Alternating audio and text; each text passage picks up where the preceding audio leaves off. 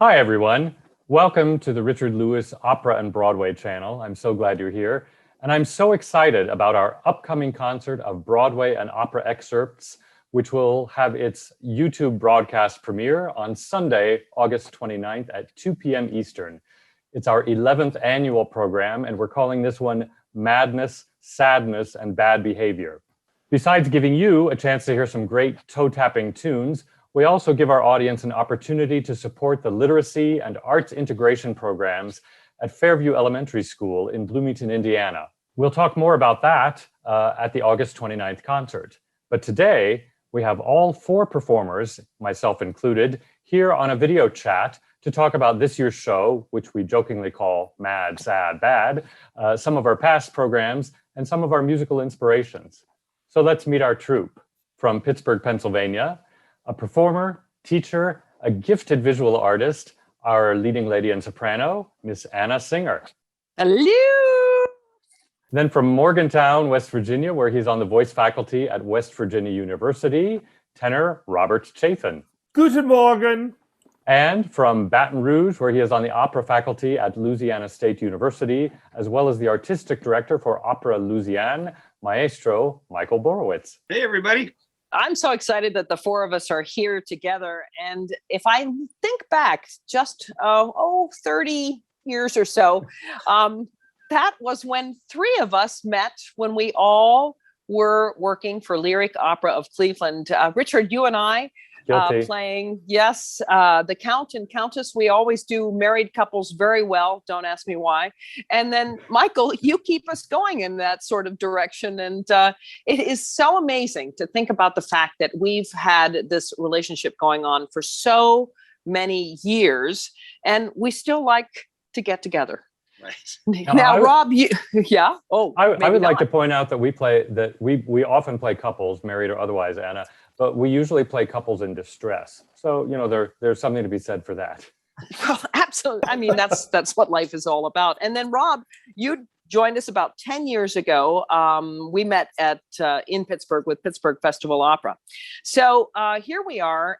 Richard, you've been doing this program for 11 years. You started with a solo recital at your church. And what was it that, was the impetus behind this? What made you decide to raise money for Fairview Elementary?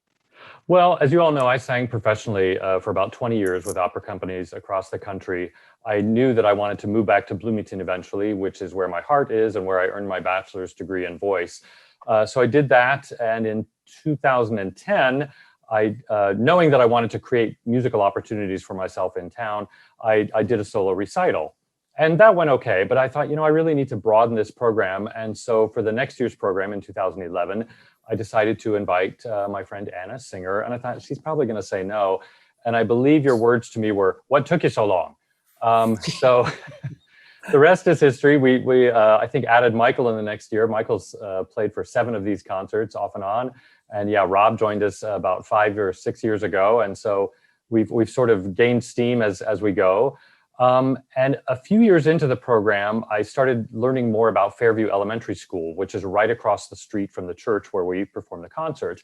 It's a great school, incredibly dedicated teachers, administration staff, bright students who come from an incredibly challenged population in Bloomington, economically speaking. 90% of those kids qualify for free or reduced cost lunches. And that means the school is providing nutritional stability during their day as well as educational stability. But also, this school offers a fantastic performing arts program: violin, keyboard, dance, show choir, African drumming, tumbling, visual and ceramic arts. I mean, the list just goes on. So let's say a kid is scared about their math test that day, but they know that they've got drumming class. So that's maybe what gets them excited about the day, gets them out of bed, gets them to school, because they know that they have fun with the drumming. They know they excel in that. And so by offering them this opportunity to perform and to practice together, the school builds all kinds of additional skills that then helps the students organize their minds and get through their STEM courses. The school also is an arts integration model school, and that means they offer students the chance to research and learn and read and then express what they learn through their STEM courses through arts and music and different class projects. So they challenge these students in all the best kind of ways. And so I'm so happy that our audience has responded and that you as colleagues have responded to this so that we can raise money for literacy and arts integration at Fairview. Richard, I was thinking each year we sort of focus on a musical, and I think you gave me some stats about how many characters that we have portrayed in the last 11 years. This helps me explain why some of us, all of us really, have issues remembering our words at times, because in these past 11 programs, including this year's program, we have portrayed 197 characters in 157 different musical selections by 38 different composers. I mean, it's kind of amazing when it all adds up. I had to do some research on that. Only you would have figured this out. I love it. Put a lot of madness and sadness out there. Each year we focus on a musical, and I have to say some of my best memories, Into the Woods with you guys singing Agony with your little toy horses and your capes.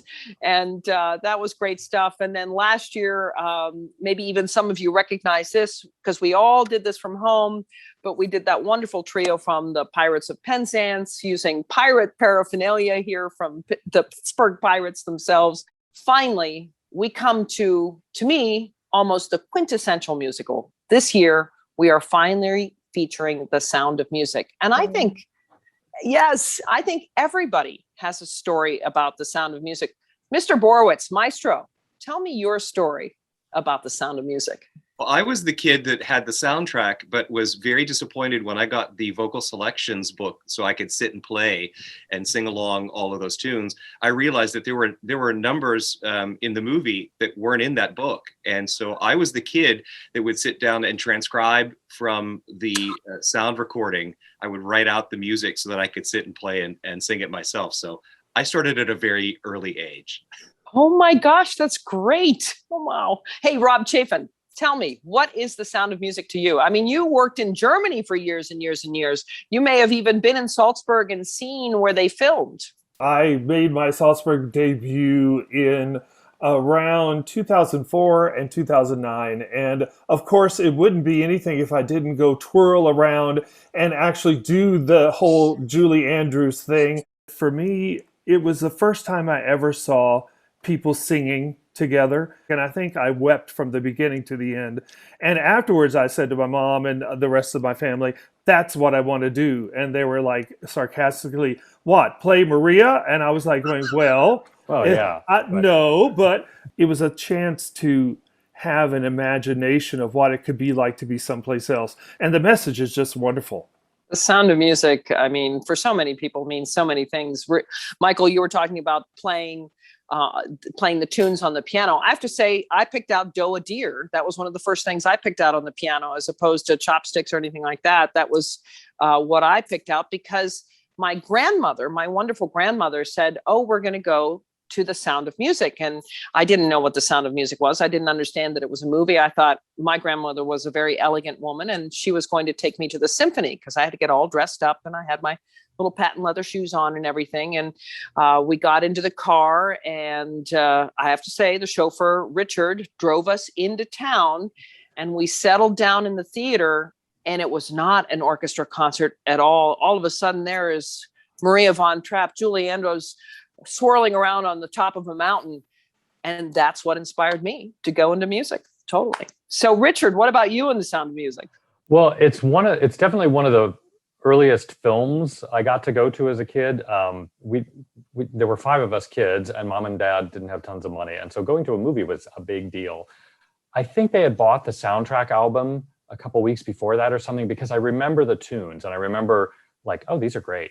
And then you see them in widescreen and in vibrant color and Julie Andrews and those kids. And yeah, it was really something amazing. And I think I tortured my family for probably months, just screaming, "Dow, a dear," at the top of my lungs, thinking I was the next, Von Trapp kid. But great experience and great memories. It's great hearing the way that this movie has influenced us. And I'm sure for everyone else that's hopefully going to listen in, they'll catch a glimpse of their memories of some sort. Well, a little known fact is that the Broadway recording with Mary Martin originally, when it originally came out, it had an orchestral suite, Oh, which has disappeared.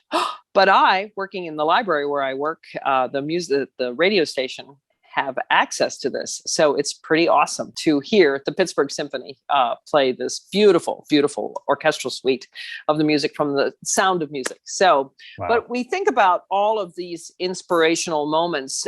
Rob, besides wanting to be Maria, what else inspired you to become a singer? from the beginning, I guess when I was 3 or 4, I wanted to be in the choir. I saw the children's choir at church, and I just had to be in it. So I was the youngest member. For me, the becoming a musician sort of was a natural progression from singing hymns in church to then going out and doing it. But the clincher was one time at a 4th of July kind of reunion that was at our house, and suddenly on channel 15, which was our PBS station, there was La Boheme with Pavarotti and Marilla Frani. And I saw that and again started just weeping, going, that's what I want to do. Awesome. Hey, Richard, how about you? Well, mine goes back to teachers and the impact that they can have on our lives. I was thinking about maybe architecture or chemistry. I hadn't really figured out what I wanted to do. And my sophomore year of high school, my choir director said, I think you should start taking voice lessons because I think you have a professional voice, which is, kind of mind blowing at the time. And I didn't really understand what he meant because, in farmland, Ohio, you don't really think about professional singers that much. But I took him at his word. I learned from him. And then I actually did start taking lessons and realized going into my senior year in high school, this was really what I wanted to pursue. But again, if that teacher had not spoken up, I don't know where I'd be. So it's a good reminder about how inspiring teachers can be for all of our students. Absolutely. How about you, Michael? I actually came to opera. I was a pianist since age 8, and I was an organist at a small country church at age 13. And the pastor at that church had this amazing bass voice and very operatic, and he used to sing while he preached. And I loved playing for him. And he invited me one weekend to Cleveland, Ohio, to go see his son sing the lead in Mozart's Don Giovanni at Cleveland Institute of Music. And we went up for that, and it changed my life forever. I remember everything about that performance. And I've been an opera lover and a fan ever since. I have to say that I'd never missed an episode of the Carol Burnett Show when I was growing up. And then my teacher who was teaching me piano and organ and voice had me start imitating these records of Beverly Sills. And then Sills and Burnett came together at the Met in 1975 or 76. And that's when I said, yeah, that's what I want to do. I want to sing those high notes and make people laugh.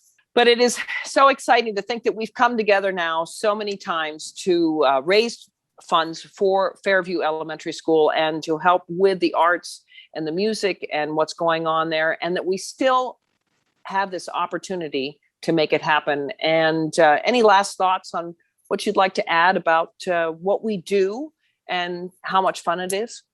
I want to say how grateful I am to you all as friends and colleagues that you make this trip each year, because it's a lot of travel for each of you to do this. It's one of the highlights of my calendar to get to work with you all and to laugh and to make music and to tell the stories of each of these characters. It's really something that I look forward to, and I'm so grateful for that.